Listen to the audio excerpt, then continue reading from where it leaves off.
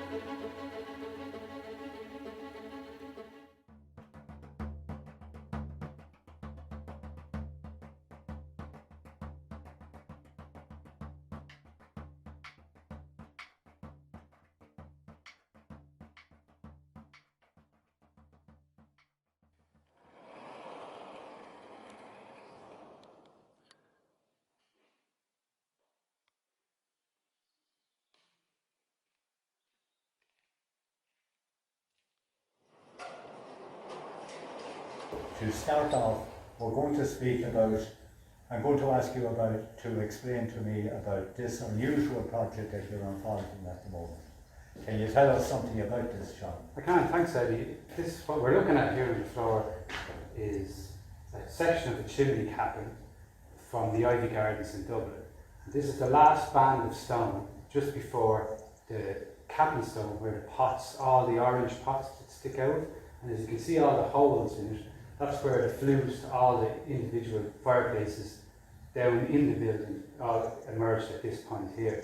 And what's the problem now, and over the years, the frost damage is able to get in and split off the face of the stone. As you can see, all the pieces are missing. So we have to make a whole new section of capping and replace it with all these stones here actually carved back into the pieces. And then that goes back to the builder, who in turn sets it up and gets it, when you're standing at street level looking up, it's nice and crisp again instead of looking like it's all worn out. And of course, all of this work that you will be doing, John, you're doing it by hand. Most of it by hand. The roughing out will be done with modern diamond machinery, but you can't get modern diamond machinery into the certain sections we need to. So then we revert back to what people call the old methods, which is handwork, so punching and pitching and carving it out from that set. And just to look at that, it's only one band of stone around the chimney. It just shows how much work and the craft and the skill of the men that worked on that. It was a time-consuming occupation. Oh, absolutely. Yeah. But there was a great skill involved in it. Did many stonecutters work here down through the years, John? That would have been at the height of it. There would have been 50 plus men would have worked in this particular yard, in this quarry.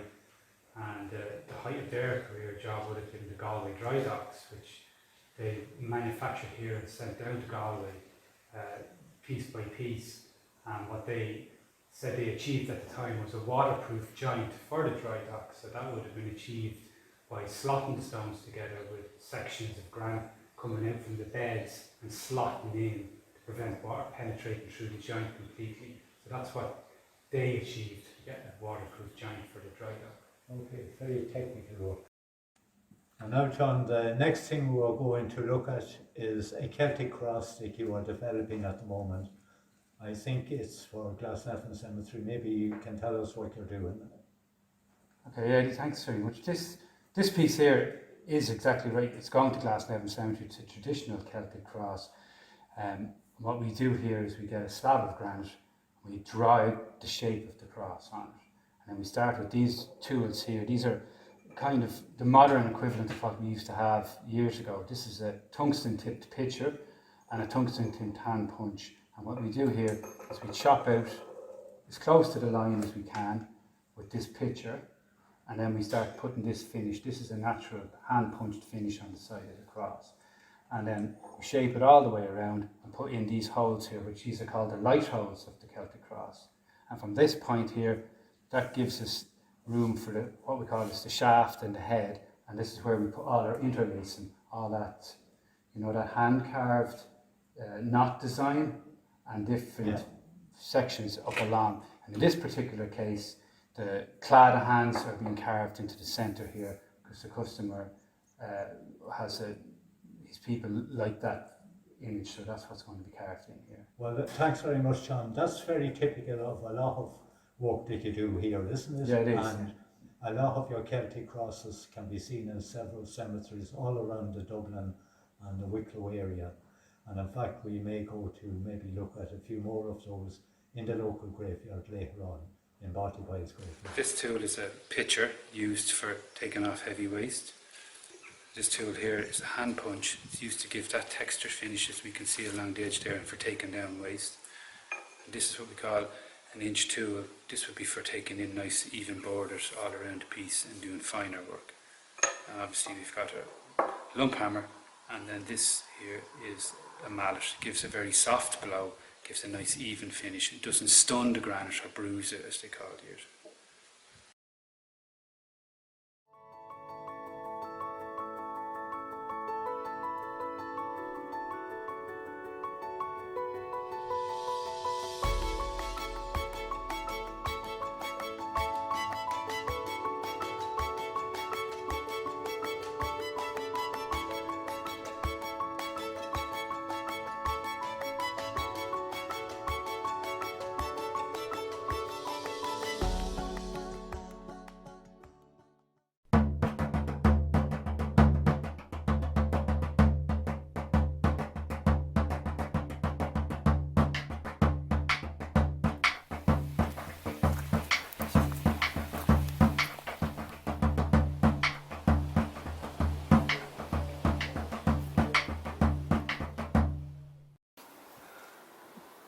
Pat, we were chatting before about this building or construction behind you, which to me looks like some kind of magical fairy castle, and you were kind of explaining to me that its construction is a stonemason's dream.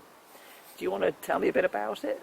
I suppose it originated from the idea that we would replicate a 17th century wood-fired bread oven within the castle here behind you, but put it within a different enclosure. So what we're looking at here is lots of things that occur in stonemasonry, from a vault to a dome to a cylinder, which is the chimney, to a cone up on top. And we have dry stone work, but we have lime mortared work wherever there's smoke or fire. Cool. And the thing that I really noticed the first time I saw it was these kind of stones that are sticking out. Yeah. Do you want to tell me a bit about those? It's kind of based on, if you look at something like Skellig Michael or Cluckons, which are beehive huts that we get in Ireland, they have projecting stones that were used as the scaffolding system. So when this was being built, this was the means to get up and get access to the top of the scaffold. Wow. It comes from working on islands where there's no wood, so you can't build a wooden scaffold. Everything has to be built in stone. Yep. And can you remember, was this part of a stone workshop or something, or was this a passion project for yourself? There was stone workshops happening here at the time, and one of the big ideas was that not only would we replicate and try to bake maybe what was baked in the castle, but we'd provide food, we'd eat together as dry stone wallers or stonemasons, which is a tradition. So we would bake bread, but we'd also bake things like pizza and that, maybe once a week. Great. And we were also talking before about how you, before you kind of started to build it, is that you kind of drew it out. You kind of made a plan on Yes, paper. Really important.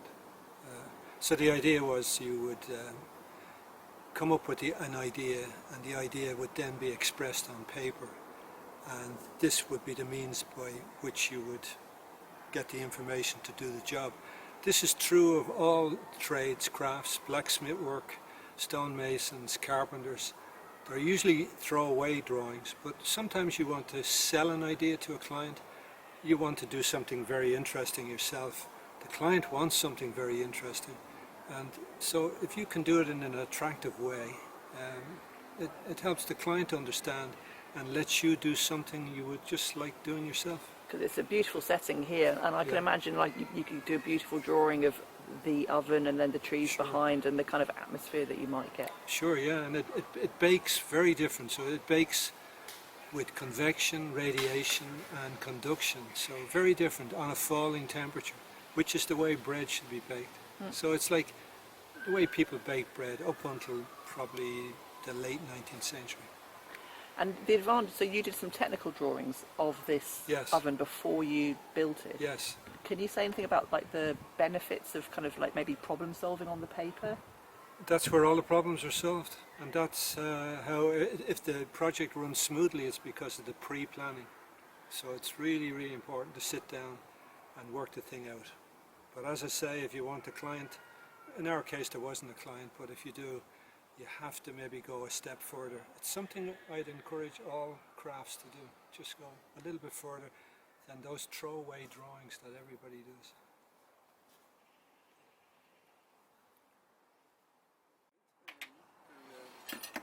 There's loads of chicken for everybody, so it's like, well, delicious.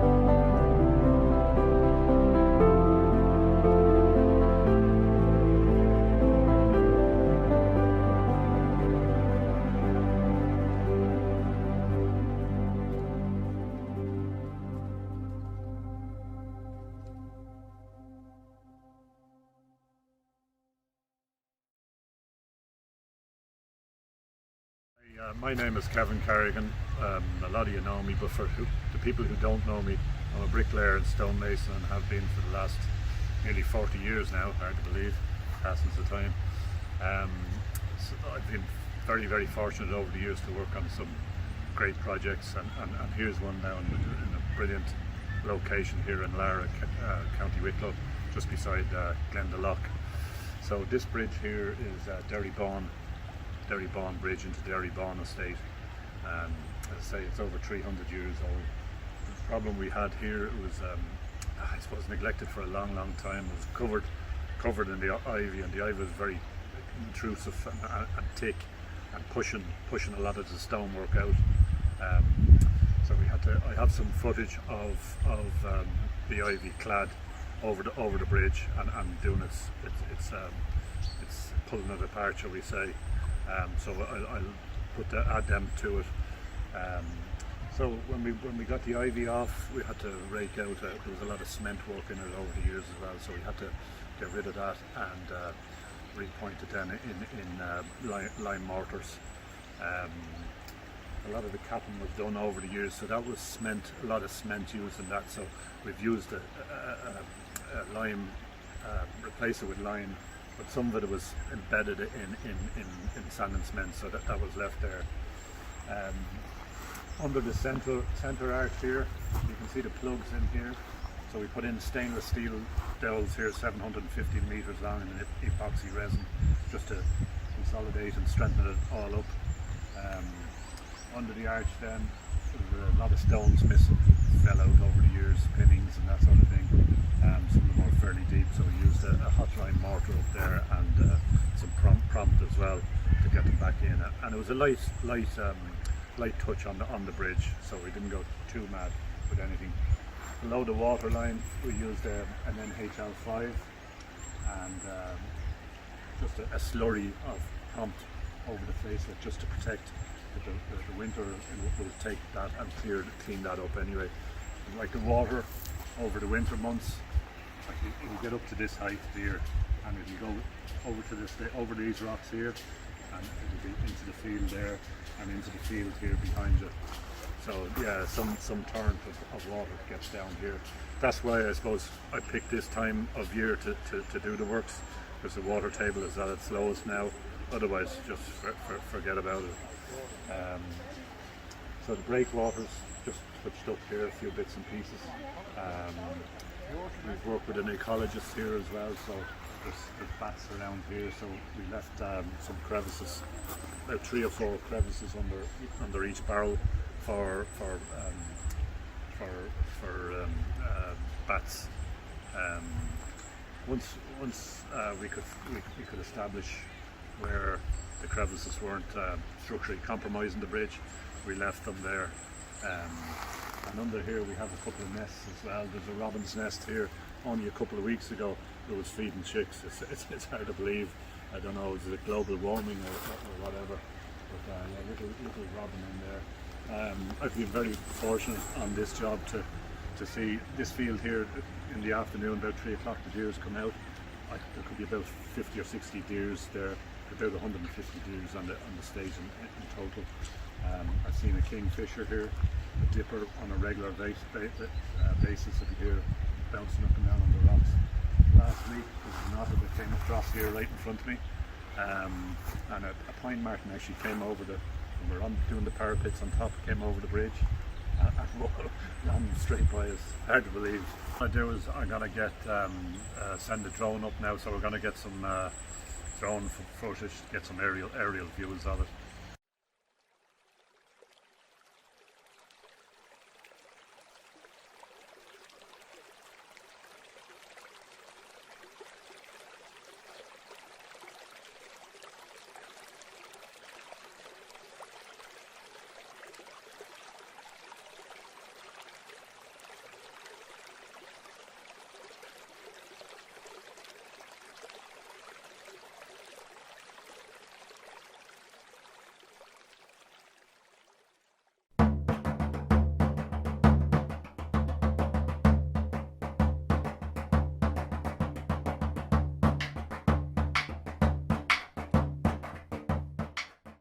So we're basically creating basic shapes before we put in any detail. So the conical hat of the chimney here, and then the cylindrical shape of the chimney. Then there's the dome shape of the beehive hut. Then there's a kind of slice taken out of it, and then a kind of arch shape at the front. Then there's a big arch at the bottom, and then there's this kind of little oven opening. So yeah, begin to put in more detail now, slightly more detail. So then we have the stepping stones for the scaffold steps. Outlining, so we leave, basically we're going to leave a little bit of sort of a broken line on the left where the light is hitting the basic shape of the bread pizza oven.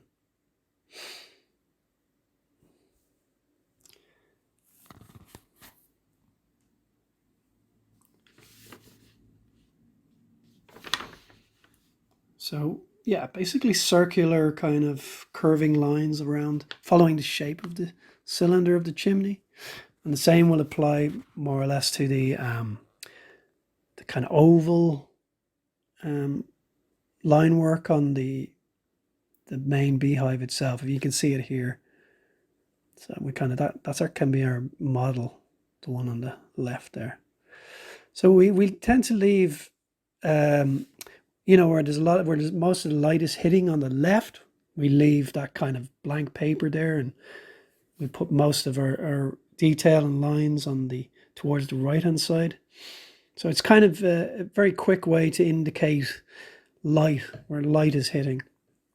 So yeah, so that's it in essence. That's the basis of our, you know, drawing from basic shapes to adding detail.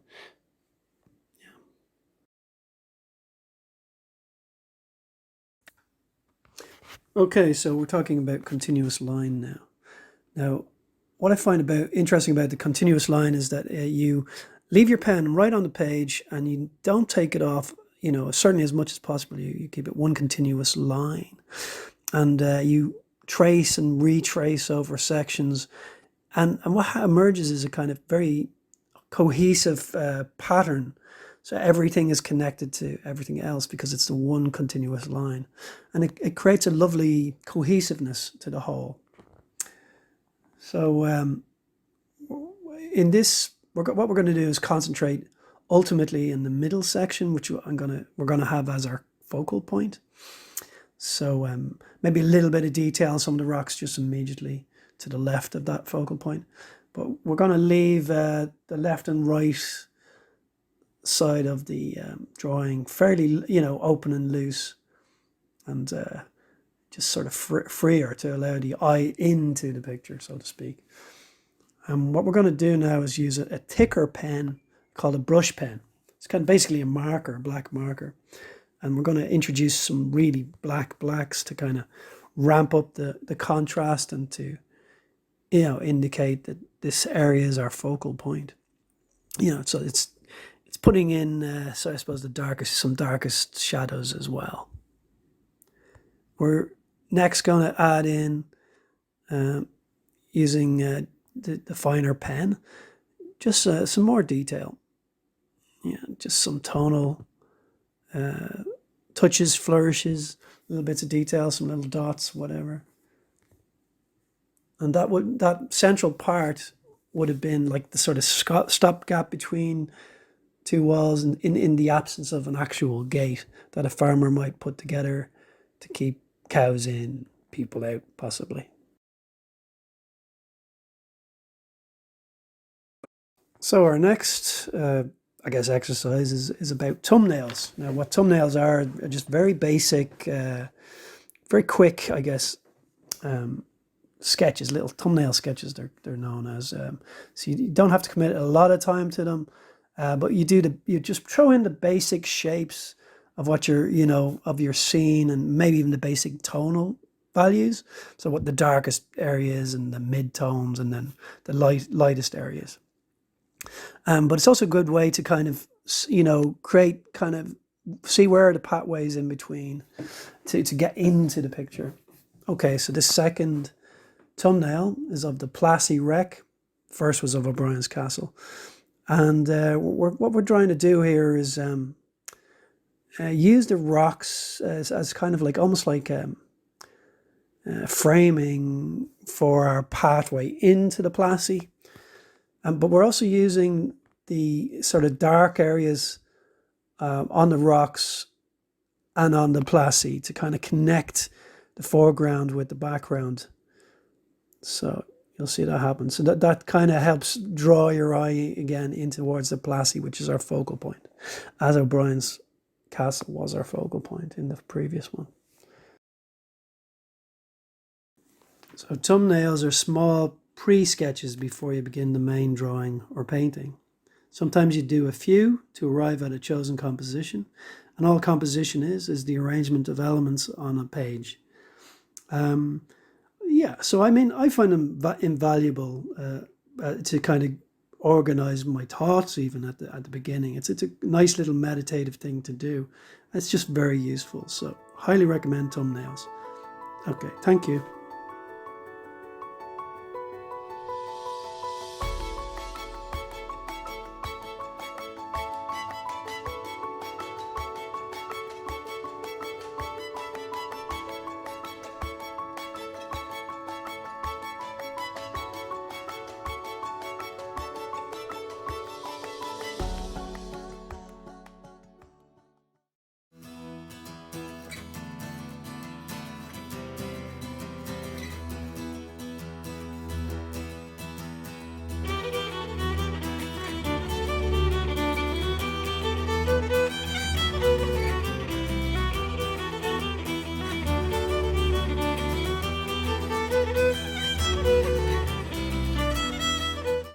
Hello everyone, you're very welcome to Virtual Féile na gCloch. This is a follow-on from our virtual event last year.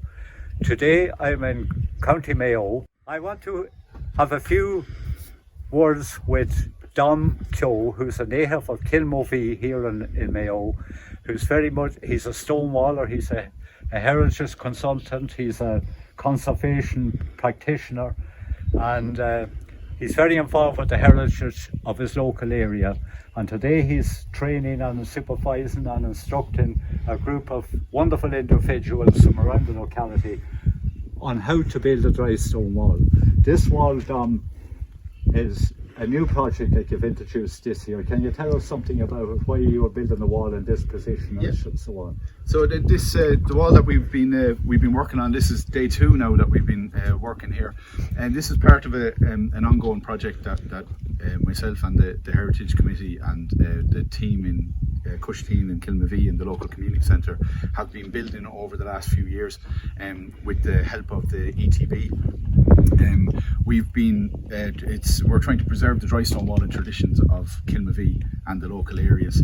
So the local Heritage Committee have come up with a great initiative to create a walking trail of heritage sites in the area. Because we have such a dense concentration of heritage sites within walking distance of each other, they've come up with the idea of this walking trail. So the wall that we're building now is part of that. This is going to be alongside path access to a court tomb, which is just at the back of the land here.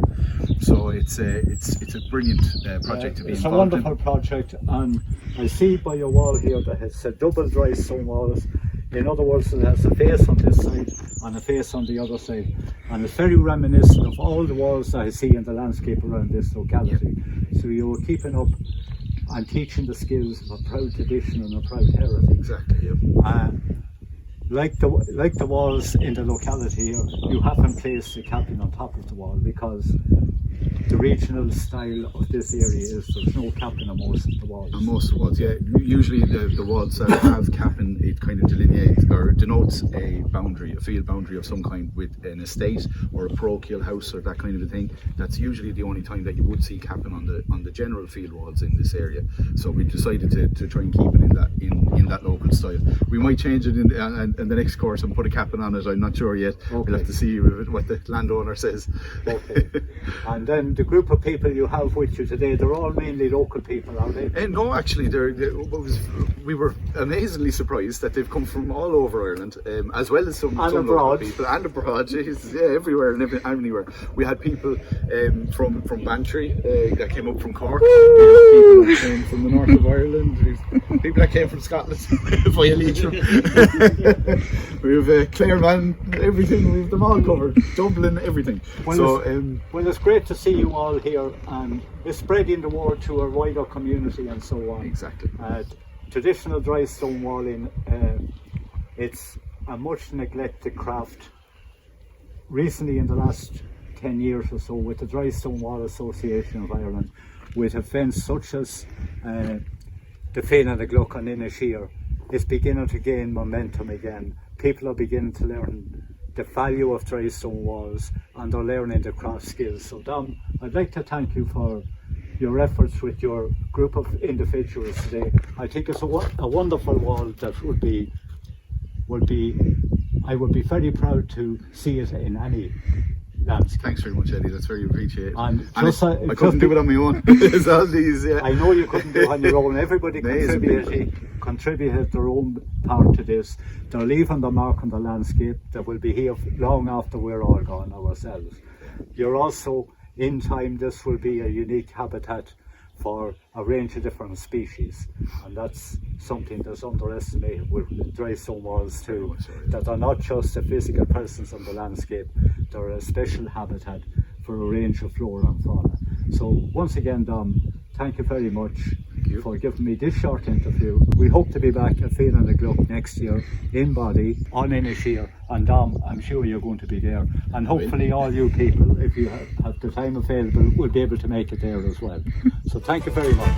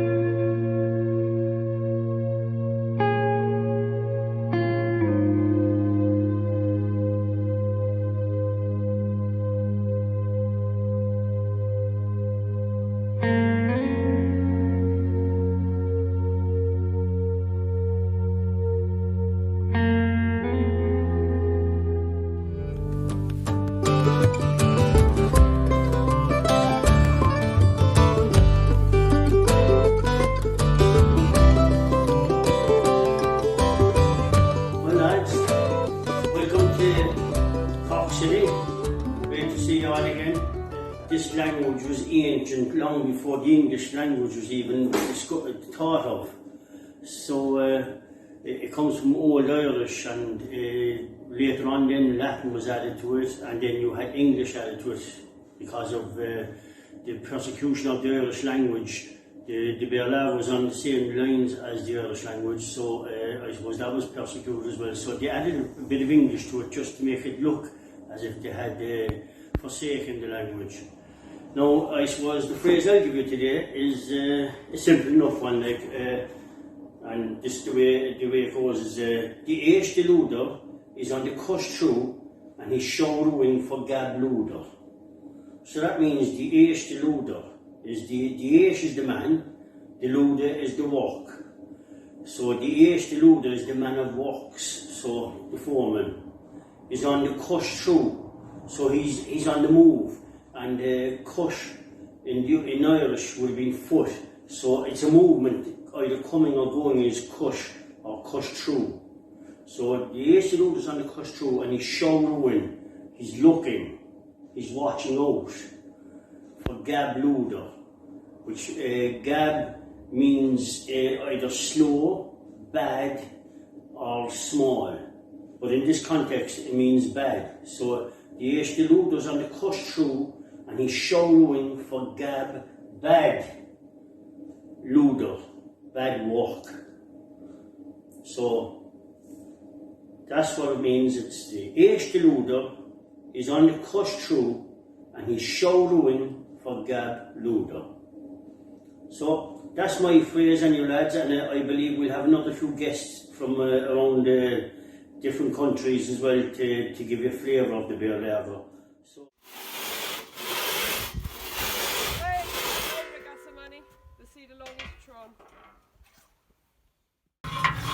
Manny, do you Dutch think you can convince Tufane to go for a banoos in the juggler thing after dinner? Dish Manny.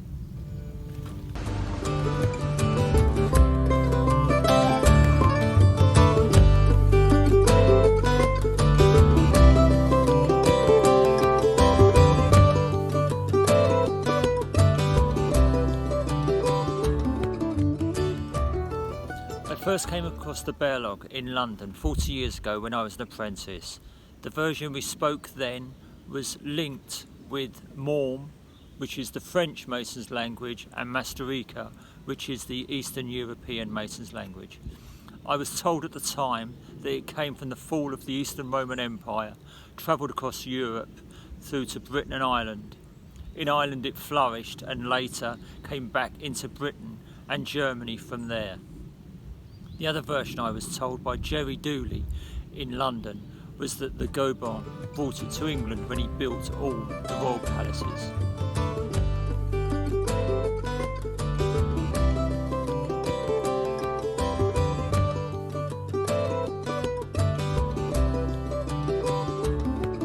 Marco, I wouldn't mind going to Ling with that Boudicine, that whole Boudicine, for the good rule.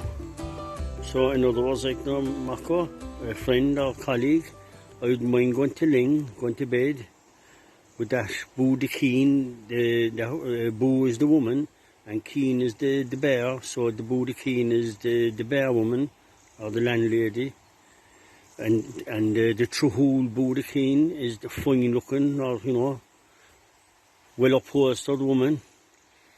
And for the Goodaroo is to make love. So Marco, I wouldn't mind going to Ling with that Truhul Boudicine for the Goodaroo. So I don't know, would that be a bit too risky, like now for the whole for the thing? I leave you to decide that. A couple of words for you here. There's your kitchen. That's your casser.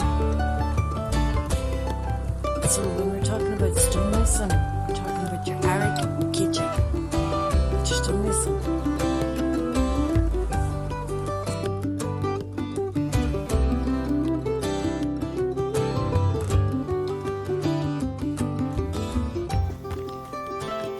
Shurig Manny, Ogada the Coistreman.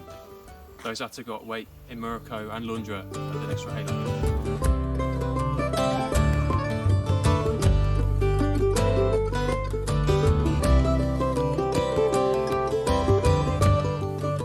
The Gabish has got Borobood and the Borob was Truhul.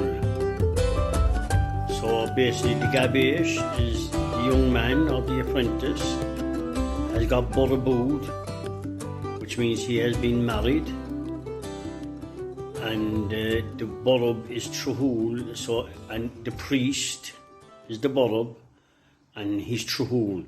He's a good priest, or an excellent priest. So the Gabish has got Borobood, and the Borob is Truhul.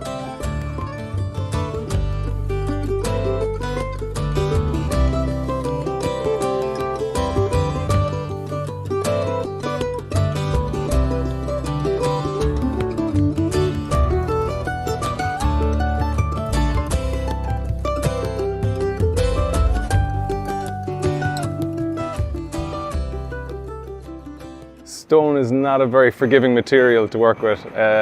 You could spend hours on a piece and it can just crack or break, and yeah, it teaches you how to stay calm and patient when you're working with it anyway. Yeah, you learn. I'm Kieran Casey. I'm from Killarney. I'm in my third year of stonecutter stonemason apprenticeship, and I work for the National Monument Services and the OPW Killarney. Growing up in Killarney, there's a lot of heritage sites and old stone structures like Ross Castle, Muckross Abbey, so when you grow up with them around you, you kind of appreciate them, and getting the opportunity to work in restoration and conserving that heritage is what kind of drew me in. A lot of people come in with a very romantic idea of what it's like to be a stonecutter or stonemason, but in reality you're outside if the weather is bad also, and it is quite a physical job at times, and there's a lot of manual labour to it, where you're just hauling stuff around and wheelbarrowing stone and stuff. It's not all carving cathedrals, you know what I mean?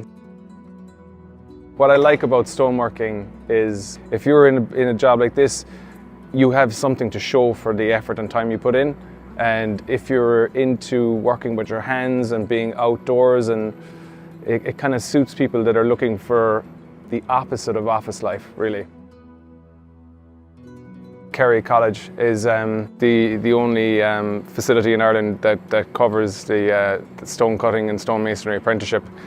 So we've really great facilities here and great teachers, so you cover a lot of aspects of it, including like letter cutting, relief carving, a lot of architectural history, and you do stone cladding as well, which is kind of a modern aspect of stonework, which a lot of people are getting into now as well, because it's more of that kind of commercial work.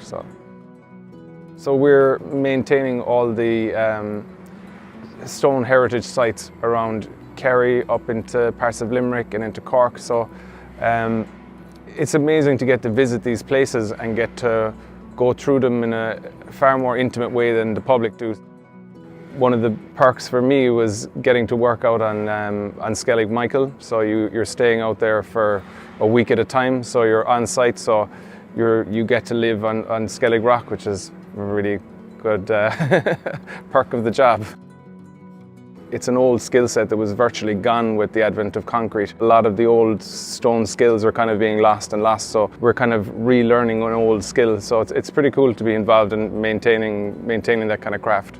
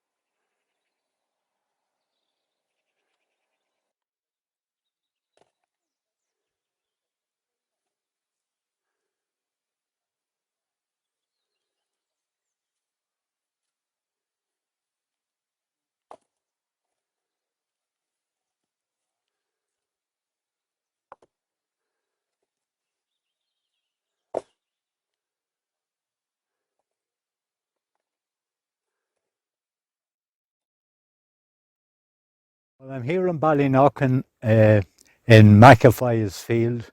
Ballynockin is an area that's well known for the number of beautiful dry stone walls on the landscape. Of course, it's a hilly mountainous area. There was plenty of stone available both on the surface of the land and from the local quarries.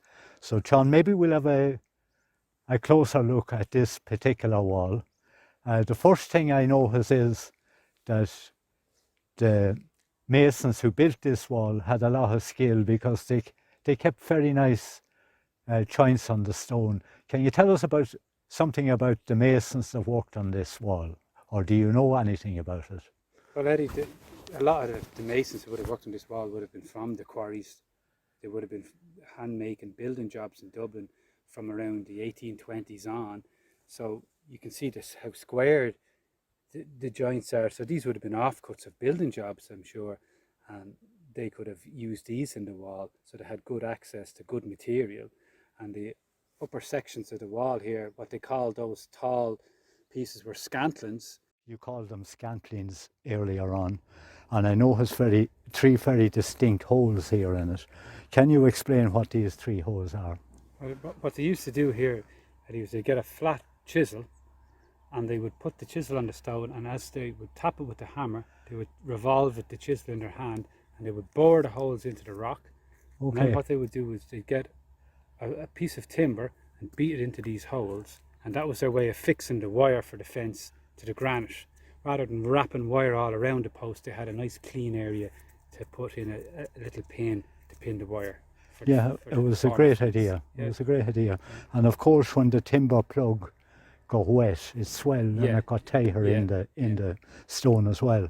Now, another thing I notice about, or feature that I notice about these pillars, is that there's markings here along the edges, the corners. Can you explain why or what the marks are? When they would be quarrying out a piece of stone, especially a piece that length there, which is over 6 foot, what they used to do is they'd go along with a pickaxe, but it was a special kind of stone pickaxe. It was tempered on each end, and they would pick out a kind of dish hole all along, and then another mason would come along, what he called bottoming out, and he would deepen that down, because you can imagine that one being one full stone. Yeah. And then would put in steel wedges all along, and then they would tap the steel wedges until they split the stone into that shape that they were looking for to form. So he would bottom out these holes with a chisel or a punch. Okay. As we move along the wall, another feature of the wall, apart from the scantlings, is this niche in the wall here. This would have been a sheep shelter, or possibly it was something like the Aran gates on the Aran Islands. It was a temporary stone gate because there were no gates on these fields. No. So if you were moving sheep, and it's a sheep rearing countryside here, if you're moving sheep from one area to the other, you needed to have easy access from one field to the next field. And the way they seem to have done it here was they built a niche into the wall and just built a single layer of stone on one side of that could be easily dismantled to let the sheep through. Would you say that was the reason for this particular niche here? I'd imagine, because these fields might have been landlocked, and then families, you know, one brother taking over a field from another, they would have had this for easy movement of sheep through, possibly. And then in later years, maybe somebody took over the ownership of all of it, or the family separated, they would close off the other side of the niche that's in the wall there. Yeah, it looks like that was the idea for it. There was also a second reason maybe why these niches were built into.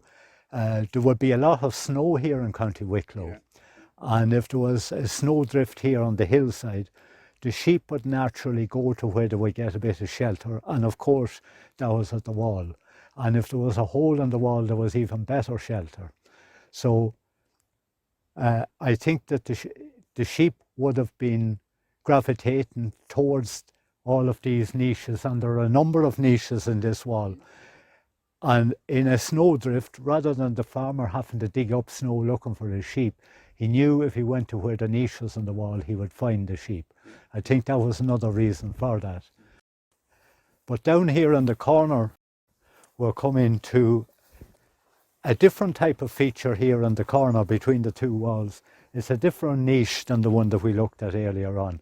Can you explain something, please, about this?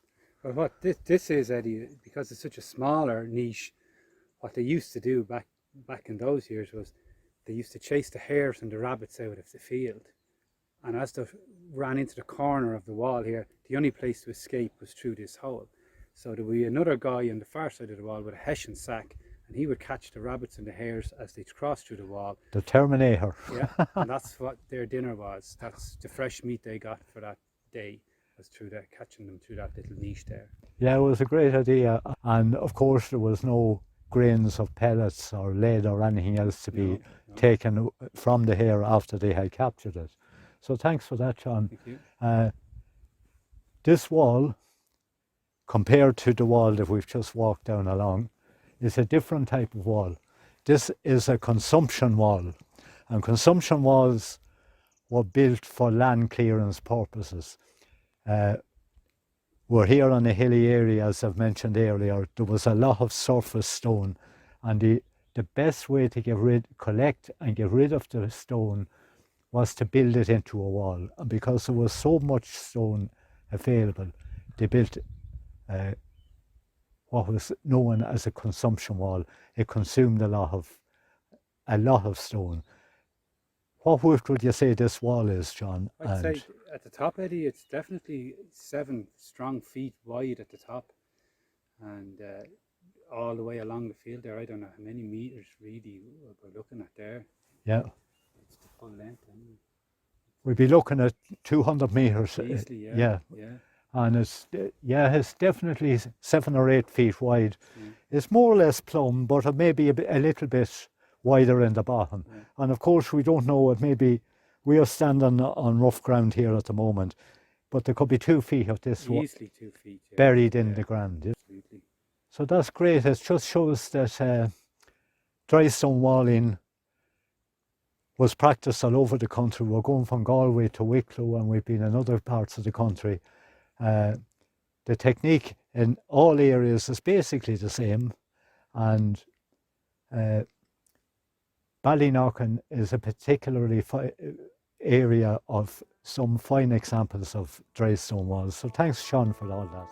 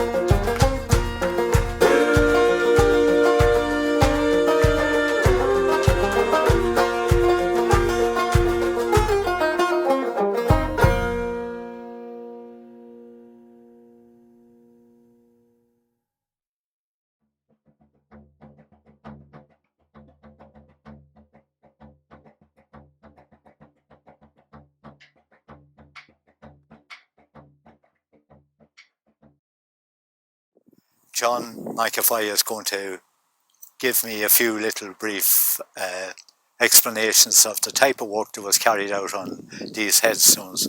So John, the first one we see is a harp, and I think it was actually carved in your own workshop. Yeah, so this is carved by ourselves. It's one slab of granite that was shaped into the harp shape, and it's for a local stone cutter as well. So we started off with relief carving down the sides to give the sort of like the back of the harp shape, and then it's left natural here.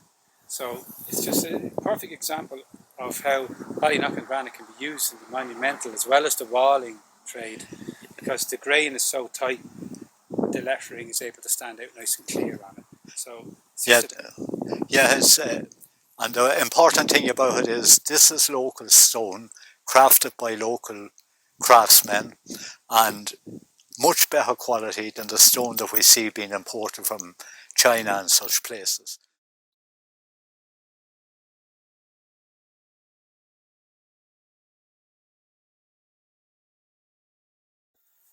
Well now, John, here we are, another fine example of the type of work that was carried out by the craftsmen in Ballyknocken. It's a Celtic cross. There's a lot of design work on it. Can you explain some of the features of the stone, please? what they did here, it's just Celtic knots on this particular piece, Eddie, and they put in on what they call is this part is the shaft of the Celtic cross. They would very common practice to put relief carvings in all the way up to the head, and then as you can see, what they normally did was they copied the same image on those sections there of the cross, and then the centre section was always left pretty much to the grave owner what they felt they would want in the centre, and in this case it's a circular stone representing, in this case, God. Okay. That's okay. Pretty standard for a cross like this. Yeah, as far as I know, this is a very ancient type of design to have on a cross. It goes back to prehistory nearly. Yeah, but all of this would date back, even the Celtic knots, they all date back. But as time went on, you know, with the development of the Christian church in Ireland, images like these were kind of taken alongside Christianity as well, taken off the pagans in some way and adopted by the Christians. So that's, it all stems back to the beginning of time really. Once they started carving, that's where they come up with these. You know? Well, it's all very interesting and brilliant work, and it finds fine examples of the work that has been carried out for centuries here in Ballyknocken. So John, thank you for giving us the time here and explaining what's still going on and how your family is still involved in the business, and I appreciate it. Thank you very much.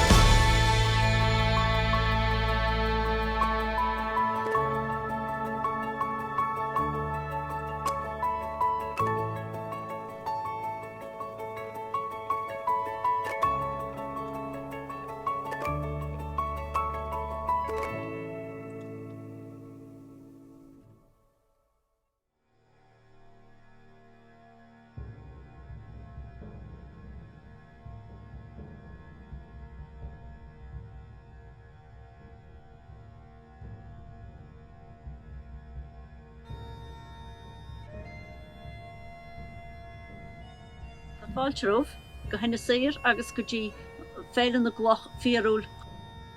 Is mise Kathleen i Chanaila agus bei se bhgal ar an siúláte lumsa. Támuid an seo Kilghobnet, not a Hossas much. For you not familiar with the Innisfail dialect, you're very welcome to this virtual walk as part of Féile na gCloch Festival. So we're going to make a start here at Kilghobnet, one of our old sites, an old monastery site at Kilghobnet here in Innisfail.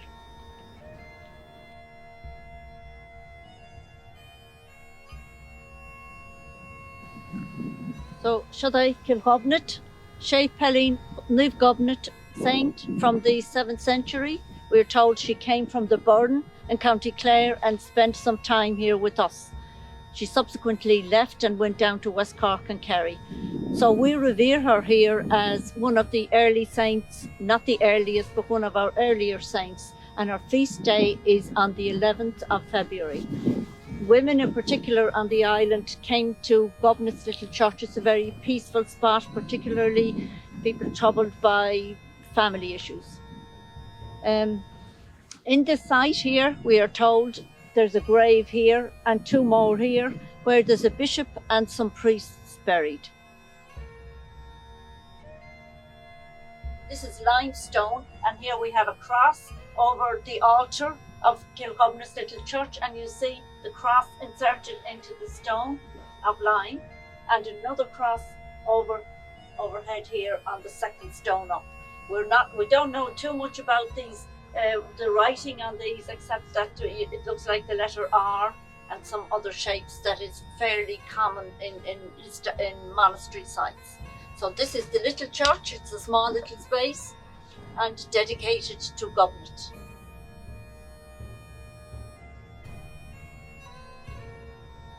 This is the beehive hut in the Kilghobnet site.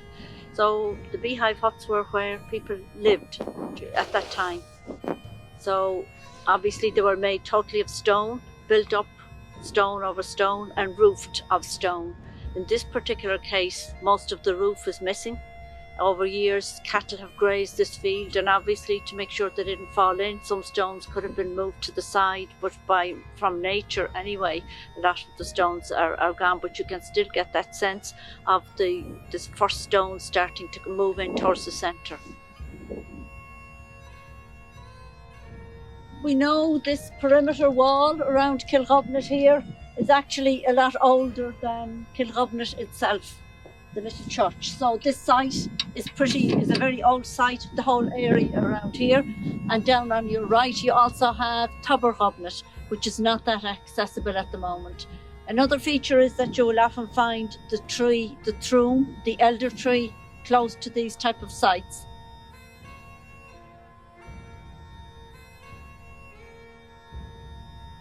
So in Chai, Toberina, Tobernivaina in the Nasir, Toberbani Esha, Vichdine, Chachtanshaw, and Fanna Katabli. And so this is St. Endis. Well, we could still call him Aina, even in English. So Aina was one of the earlier saints to come to the islands. We're not sure he was the very first, but he was here in 465, and he spent some time on the islands. People still come to revere and pray at his well here. So this well, it's very difficult actually for it to run dry. We believe it never runs dry, and it really doesn't. So his feast day is in March, but throughout the year people come to pray here. And obviously this site is probably a lot older than Aina's time, because a source of water was also very important to our ancestors. And a lot of people have remarked on the circular hole here in the stone, which to them indicates that maybe it's an even older site than the Christian site. But obviously as a source of water it was of great importance. And also across the road we have a site called Clochan Aina. Aina is more recognised for spending time in Inishmore, the bigger of the 3 islands, but he is the patron of all 3 islands as a group. There was a time in the past when the popes gave special indulgences to those who came to pray at old sites and monastery sites on the islands. This was a tourism of a different type.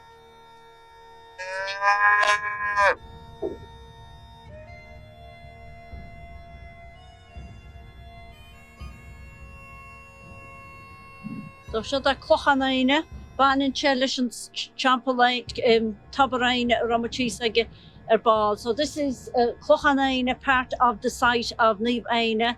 And one of the things we know is that Aine's sister suggested that Aine should come to the Aran Islands. His sister was a friend of Niamh Monine, who is supposed to be associated with Kilnashachnanin, also an old site here on Innisir. And of course we know Aine was a chieftain of his tribe and brought his men into battle and a lot of things before he totally changed over his life. So we don't know that much about Clochanaine. It's not recorded as a monument site, but here on the island we know where it is. And also there is a bigger area next door. There's a field with lots of mounds and muti, as we call them in Irish. So I would imagine the whole site was part of the one area. So this is the Cloch Cuinuchan. Lac Cuinuchan, dedicated to people lost at sea and erected during one of Féile na Gcloch weekends. A line from Martin O'Geran's poem is on this memorial stone dedicated to people lost at sea from our island, even from the other islands, but just around this area, people who lost their lives to the sea. And the sentence says in Irish, Mair na Guine Fósa Magna. It's a line from Martin O'Geran's poem, one of his poems. Martin O'Geran was the Inishrik poet. And it's basically saying that the memory of them is still in my mind. So basically, we haven't forgotten them. So it's a very nice memorial stone on the western seashore of Innisir. And because it's in a bit of what people might call a remote area, but it's a place where we walk very regularly, it's a very good place because it gives you time to think about what you're recalling to your mind and the people as you walk past. So we're here at Cruckrani, an early Bronze Age site, and also subsequently used as an early Christian site. The early Bronze Age site was uncovered during 1885 as a result of a big huge sandstorm, and this whole area of the island had big sand dunes in it at the time, Guiri, or Murivach as we would call it, and it was due to overgrazing subsequently that the sand blew away during sandstorms. So what was uncovered by the Royal Archaeological Society as they were on their excursion from Belfast down the western seaboard, and they landed here and they found cremated human remains in urns, and these are now in the museum in Dublin.